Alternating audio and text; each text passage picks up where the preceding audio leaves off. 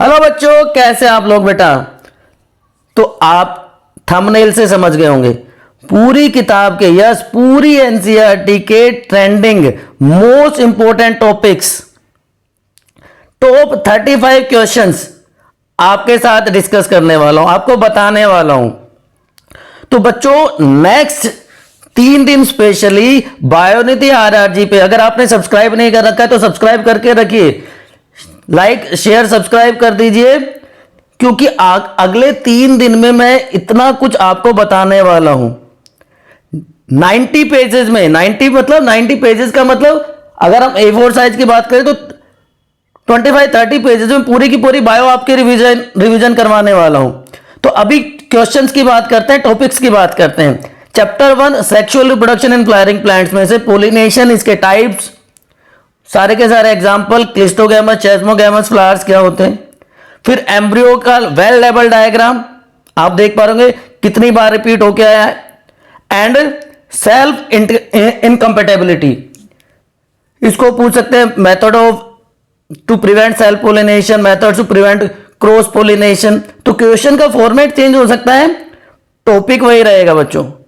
Second chapter की बात करें, human reproduction, male reproductive system का well label diagram with function and all the parts, ठीक है। उसके बाद मेंस्ट्रुअल साइकिल में जो हॉर्मोन्स हैं उनका लेवल, उनके functions, and parturition and its role in hormonal control. ये तीनों इंपॉर्टेंट क्वेश्चंस हैं।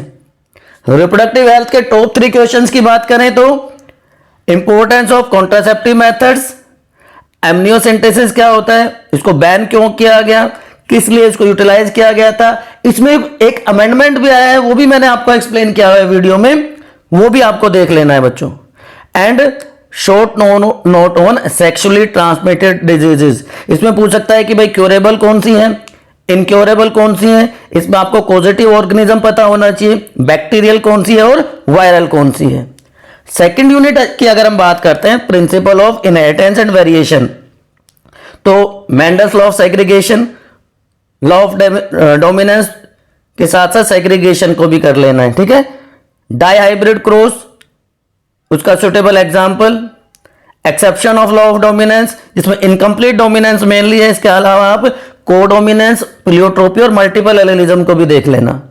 मॉलिक्यूलर बेसिस ऑफ इनहेरिटेंस के top 3 questions, semi conservative DNA replication, पूरा का पूरा मैकेनिज्म डायग्राम देखिए कितनी बार रिपीट हो गया है, 17, 19, 23। रेप्लिकेशन फोक का डायग्राम, एंड जेनेटिक कोड क्या होता है, इसकी प्रॉपर्टीज क्या होती हैं, वो डिजेनरेसी, और इस तरह से 1 मार्क में भी या मल्टीपल चॉइस क्वेश्चंस में भी इसको पूछा जा सकता है। तो जेनेटिक कोड के सारे कैरेक्टरिस्टिक्स आपको क्रिस्टल क्लियर होने चाहिए। 5 चैप्टर की हम बात कर चुके हैं। यूनिट 2 का जो लास्ट चैप्टर है इवोल्यूशन, उसमें अडप्टिव रेडिएशन के सारे एग्जाम्पल बच्चों। हार्डी वेनबर्ग प्रिंसिपल, किन कंडीशन में वो ट्रू होता है, न्यूमेरिकल अगर आपको नहीं आते हैं तो एक बार वीडियो देख लेना, मैंने बहुत अच्छे एग्जाम्पल के साथ हार्डी वेनबर्ग प्रिंसिपल को एक्सप्लेन किया हुआ है। एविडेंसेस ऑफ इवोल्यूशन, उसमें चाहे एम्ब्रियोलॉजिकल है, मॉर्फोलॉजिकल है, homologous organ, analogous organ, एटाविज्म, missing link, connecting link, है ना, ये सारे के सारे एविडेंसेस आपको क्रिस्टल क्लियर हो। तो 2 यूनिट के टॉप मोस्ट क्वेश्चंस की हमने बात कर ली, मतलब 6 चैप्टर में से 18 क्वेश्चन की, 19 क्वेश्चन की हमने बात कर ली। अब यूनिट 3 में आ जाते हैं बच्चों। आपको जो ऊपर दिख रहे हैं ना, वो लिंक्स हैं जो पीवाईक्यूज मैंने यूनिट वाइज डिस्कस किए हैं, या इंपॉर्टेंट चैप्टर पीवाईक्यूज जहां पे डिस्कस किए हैं, वो लिंक आप देख पा रहे होंगे।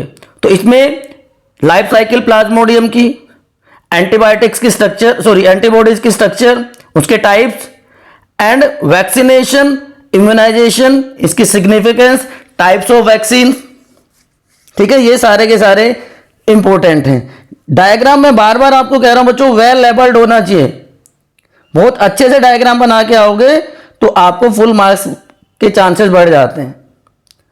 यूनिट 3 के सेकंड चैप्टर की अगर हम बात करें, सेकंड चैप्टर कौन सा है, microbes in human welfare.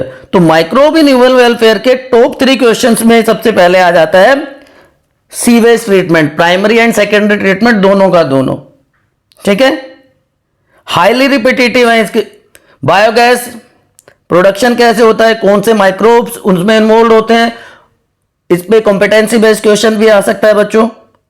And third question कि 3 इंडस्ट्रियल प्रोडक्ट्स जो माइक्रोब्स के थ्रू बनाए जाते हैं उनका यूज बताना है, कौन सा माइक्रोब उसमें यूज होता है वो आपको बताना है। तो ये 3 टॉप क्वेश्चन हो गए माइक्रोब इन ह्यूमन वेलफेयर के। 3 यूनिट कंप्लीट हो गई।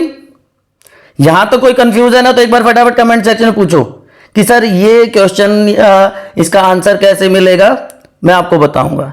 यूनिट 4 बायोटेक्नोलॉजी, 2 ही चैप्टर है आपको पता है। तो प्रिंसिपल एंड प्रोसेसेस में से रेस्ट्रिक्शन एंजाइम्स, उनकी इंपॉर्टेंस, एंडोन्यूक्लियस क्या है, एक्सोन्यूक्लियस क्या है, मोलिकुलर सीजर क्या है, मोलिकुलर ग्लू क्या है, प्लाज्मिड PBr 322 उसकी सिग्निफिकेंस बायोटेक्नोलॉजी में, एंड सारे के सारे वो स्टेप्स जो रिकम्बिनेंट डीएनए टेक्नोलॉजी में यूज किए जाते हैं सीक्वेंस वाइज, सीक्वेंशनल मैनर में आपको याद होने चाहिए। बहुत हाई चांसेस हैं बच्चों या तो पूरा का पूरा क्वेश्चन 5 मार्क्स में आ जाएगा, या जो टेक्नोलॉजीज है, चाहे पीसीआर की बात करें, चाहे हम जेल इलेक्ट्रोफोरेसिस की बात करें, ऑटो रेडियोग्राफी, वो इंडिविजुअली भी पूछा जा सकता है ना। तो सारे के सारे प्रोसेसेस आपको आने चाहिए एक साथ।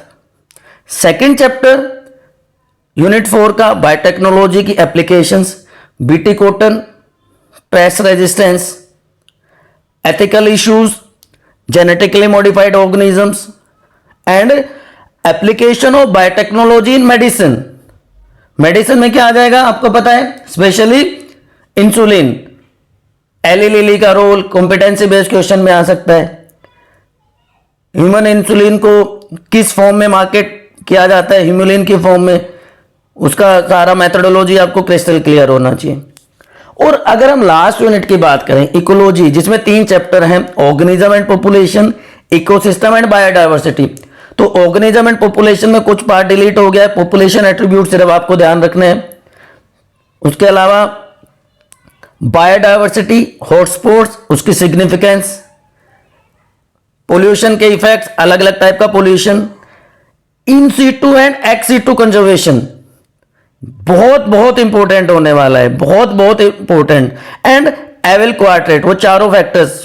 तो ये टॉप 35 क्वेश्चन है बच्चों। और ये वो सारे थंबनेल्स हैं, ये सारे वीडियो जो हैं जो आपको बहुत हेल्प करने वाले हैं क्विक रीजन में। इसके अलावा मैं जो बता रहा हूं कि नेक्स्ट 2 डेज में ऐसा कंटेंट आपको मिलने वाला है जिससे आप 70 आउट ऑफ 70 का टारगेट इजीली पूरा कर पाएंगे बेटा। सिर्फ आपको क्या करना है, चैनल को सब्सक्राइब कर लेना है, लाइक कर देना है, शेयर करना है, कमेंट करना है। ये देखिए सारे के सारे यूनिट्स 5 दिन में हमने 5 यूनिट खत्म की हैं पीवाईक्यूज की। उसके बाद टॉप 200 पीवाईक्यूज का अलग से वीडियो डाला है मैंने, सारे के सारे चैप्टर्स का 1 शॉट रिवीजन डाला है मैंने। तो पढ़ते रहिए, गुड लक।